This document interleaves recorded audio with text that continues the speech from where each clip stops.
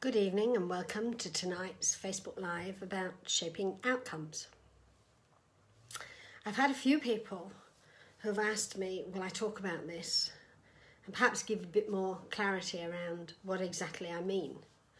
One of which, Orla, said, what's the difference between shaping outcomes and the law of manifestation? So I'm going to actually begin there. Those of you who receive John's monthly talks know that he speaks about the universal laws at different points. Hi Bronwyn, thank you for joining. And he talked about the law of manifestation as something relevant for all of us to understand, because there's a lot of misunderstanding around how we manifest. That's a whole different topic. However, the difference between the law of manifestation and shaping outcomes is quite an interesting one. The law of manifestation is the energy, it's the teaching. It is the rule, if you like, that says this can happen if and when. It's the theory.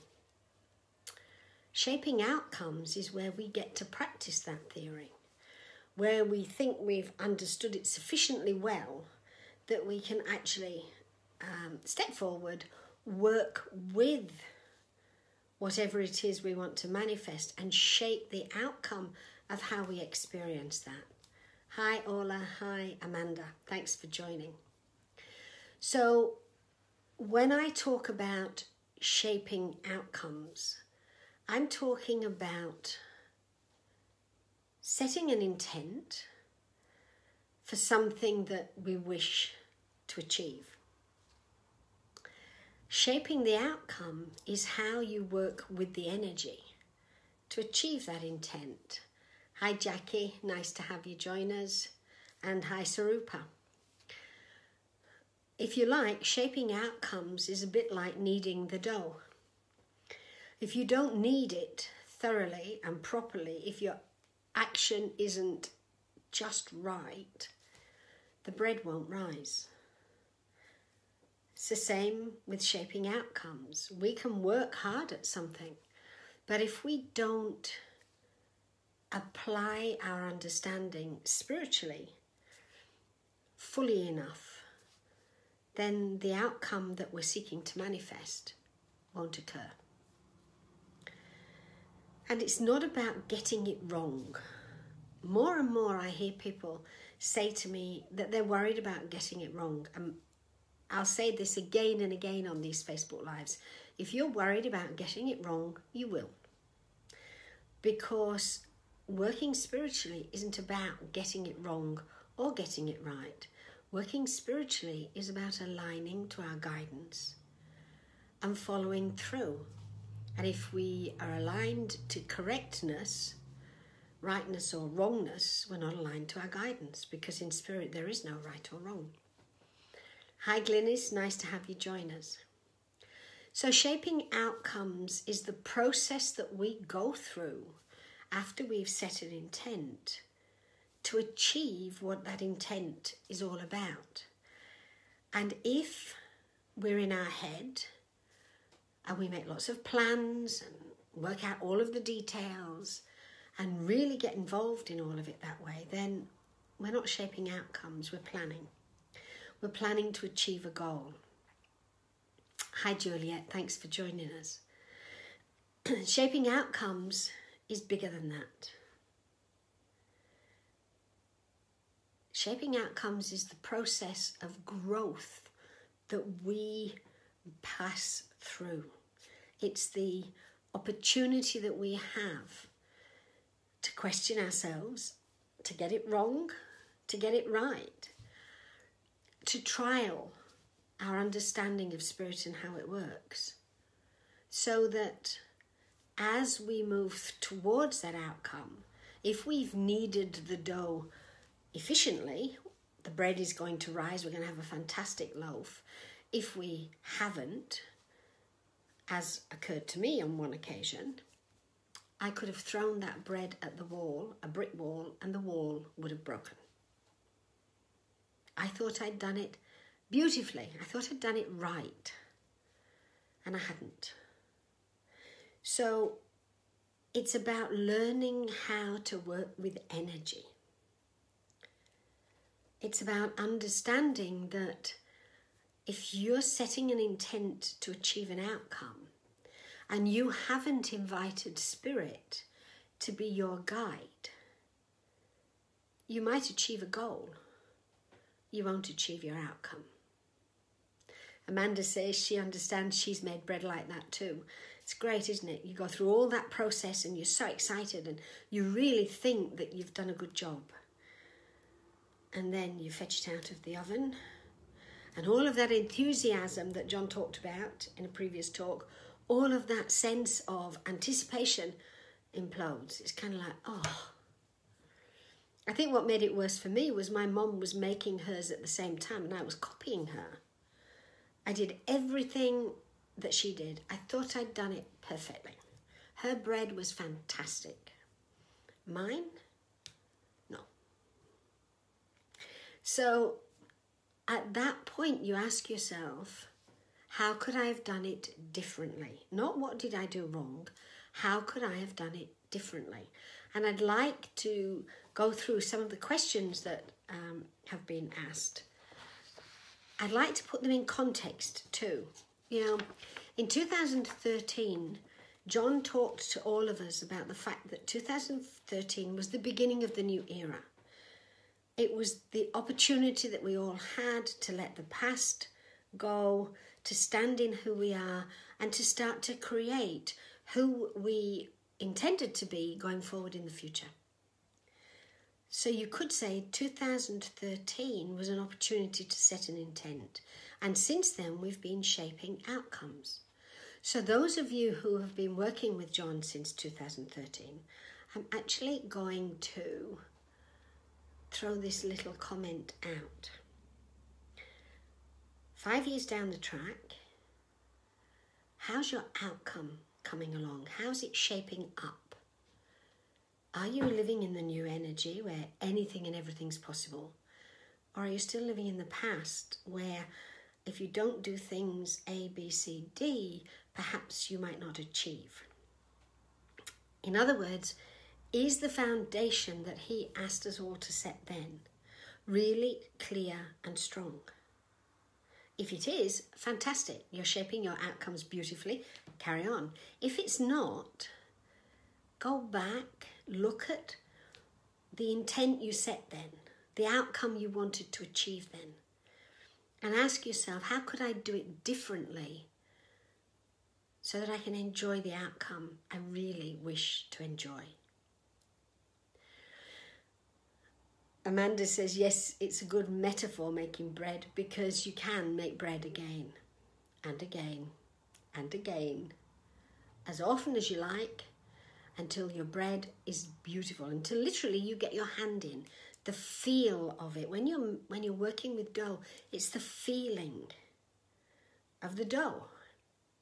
So if the dough feels heavy in your hand, you've shaped it through your head, not through your touch. It's the same with an outcome. If your outcome is starting to feel heavy, it's coming from the head, it's not coming from your touch. It's not coming from your senses, that all 6 of them together are the most powerful way that we can achieve an outcome. Okay, so what's the difference between shaping an outcome and controlling an outcome? The difference is enormous, absolutely enormous. If you're controlling, then you have an outcome in your head already fixed. And so everything that you do, everything that you intuit, you will interpret to bring about the outcome you have in your head. That's control. When you shape an outcome, you sit and you say to your guidance, this is what I'd like to achieve. Help me, show me, work with me. And as things occur, you'll connect to what's occurring from the perspective of, is this part of my outcome? You're not asking yourself, you're asking your guidance, you're asking your intuition. is this part of my outcome? And if it is, you allow it to develop, even if it's something you hadn't thought of. And if it isn't part of your outcome, what you do is you do it differently. So there's that thought again, do it differently. How can I tell when I'm limiting the possibilities is a really good question again. We've got some great questions. If it's not flowing, you're limiting your possibilities. It's that simple. Hi, Julie. Hi, Jackie. Hi, Marianne. Yes, Ola, there is a big difference. So the question I'm asked is there a simple step I can use if I fall into fear and limitation? Yeah, it's really simple. And it's called ask. You ask your guidance. I'm afraid. I'm not certain. Help me. What do I do now? And sometimes the answer you'll get is nothing. You may be fearful of the outcome you're shaping, and yet the outcome you're shaping may be exactly the one that you need at this point in time for where you're going. So if it's flowing, great. If it's not flowing, go back and have another look at the plan. Those questions were asked by Bronwyn. Orla asked the shaping outcomes and manifestation question, and there's another one that's part of that, which I think is very thoughtful. And this is what Orla says, if I want to shape an outcome for me that involves other people, how can I ensure it's not detrimental to them? How can I be certain that what I'm doing is harmless? And the answer is simple. You set the outcome that you want to set as an intent. So, for example, when we left the UK in 1980, our son was 6 years old. And we asked that whatever occurred, all would be well for him and to be shown if it wasn't. It was that simple. The pagan religion says, "An it harm none." An it harm none. So if you have something that you want to achieve, an outcome that you're aiming towards, as you sit and you look at it, you may not see harm to others.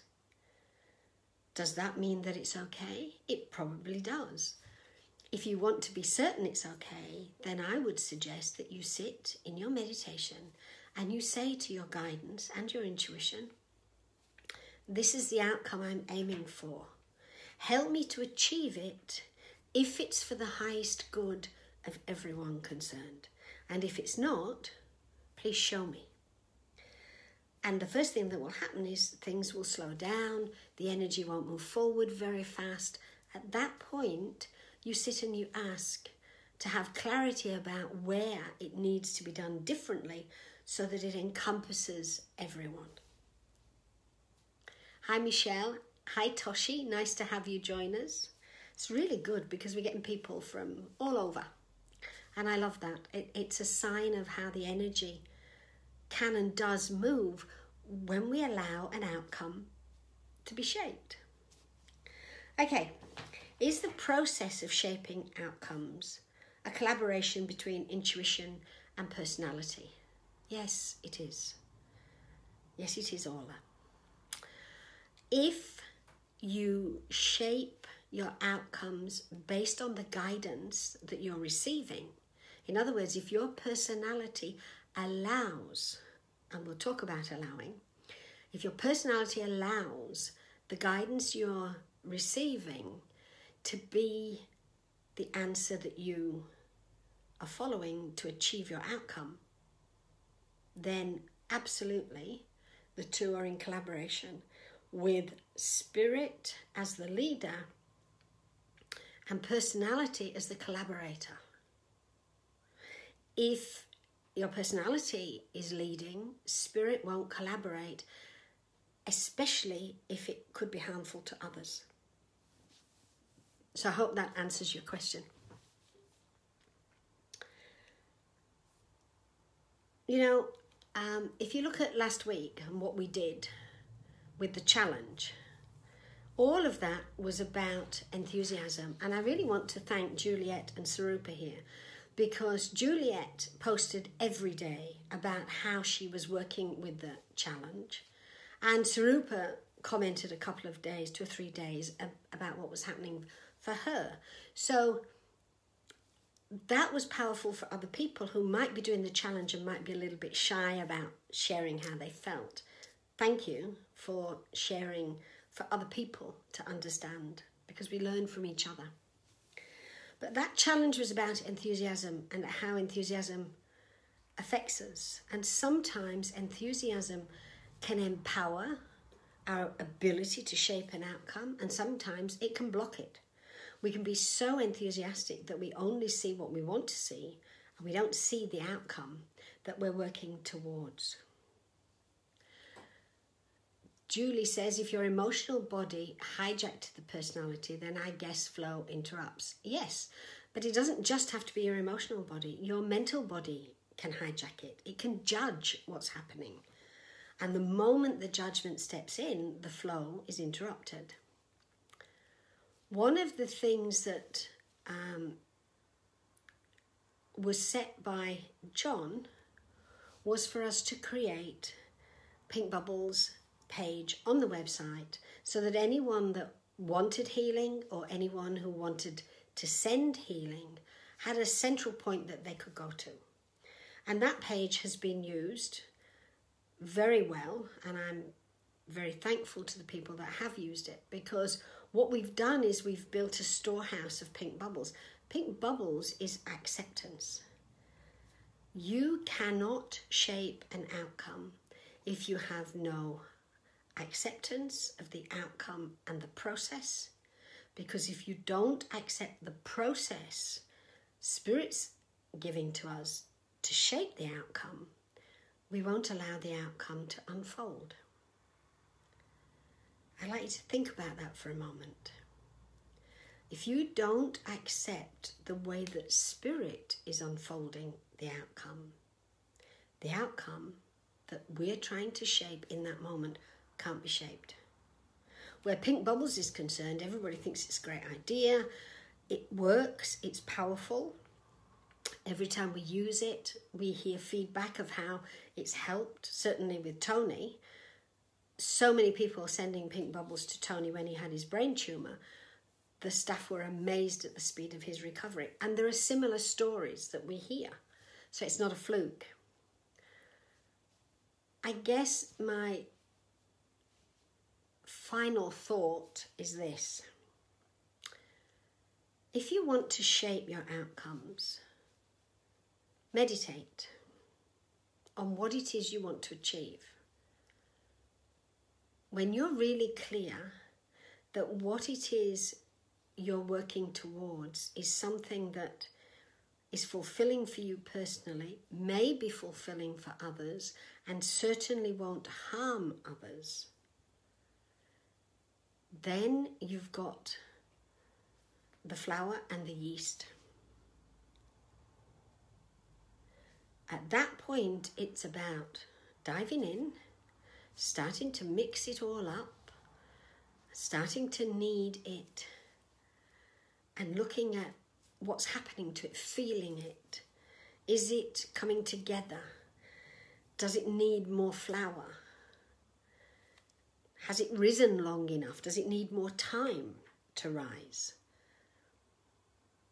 This isn't a bread making class, but I guess bread is the best analogy I can think of, particularly since bread is supposed to be the stuff of life.